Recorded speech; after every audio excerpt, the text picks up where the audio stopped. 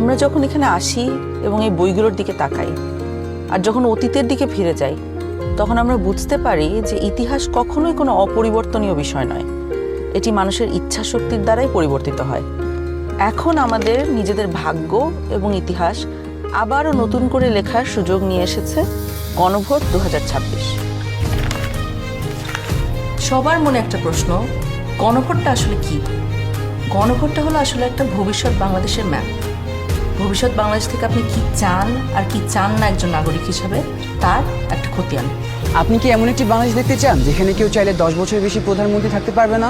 এমন বাংলাদেশ যেখানে সরকার চাইলেই বিরোধী দলের সম্মতি ছাড়া জরুরি অবস্থা জারি করতে পারবে না, চাইলেই জরুরি অবস্থার সময়ে নাগরিকের বেঁচে থাকার অধিকার কেড়ে নিতে পারবে না, চাইলেই এক্সট্রা জুডিশিয়াল কিলিং করতে পারবে না? আপনি কি চান সংসদে একটি উচ্চকক্ষ থাকুক? দলগুলো ক্ষমতায় গিয়ে 2/3 সদস্যের জোরে যেন সংবিধান যেমন ইচ্ছে বদলে না ফেলতে পারে, এটা চান? সংবিধানের যে কোনো পরিবর্তন করতে হলে উচ্চকক্ষের সমর্থন লাগুক, এটা চান? সংবিধানের কিছু গুরুত্বপূর্ণ বিষয়ের পরিবর্তন আপনার মতামত ছাড়া কেউ করতে না পারুক, অর্থাৎ গণভোট ছাড়া সংবিধানের গুরুত্বপূর্ণ বিধানের কোনো পরিবর্তন সরকার যেন করতে না পারুক। আপনি কি চান তত্ত্বাবধায়ক সরকার কিভাবে তৈরি হবে এটা সরকারি দল এবং বিরোধী দল মিলেই ঠিক করুক? একই রকমভাবে নির্বাচন কমিশন, পিএসসি, সিএজি এসব গুরুত্বপূর্ণ নিয়োগে বিরোধী দলেরও ভূমিকা থাকুক? আপনি কি চান সংসদে নারীদের প্রতিনিধিত্ব বাড়ুক? দেশের বিচার ব্যবস্থা সরকারের প্রভাবমুক্ত থেকে স্বাধীনভাবে কাজ করুক, যাতে আমাদের মতন সাধারণ মানুষ বিচার পেতে পারে?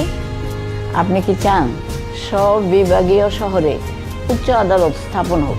ধরেন আপনার স্বজন খুন হয়েছে, সেই খুনের দায়ে দণ্ডপ্রাপ্ত আসামিকে প্রেসিডেন্ট চাইলেই ক্ষমা করে দিতে পারে। আপনি কি চান আপনি অর্থাৎ ক্ষতিগ্রস্ত পরিবারে অনুমতি ছাড়া রাষ্ট্রপতি এরকম কোনো অপরাধীকে ক্ষমা করতে না পারুক?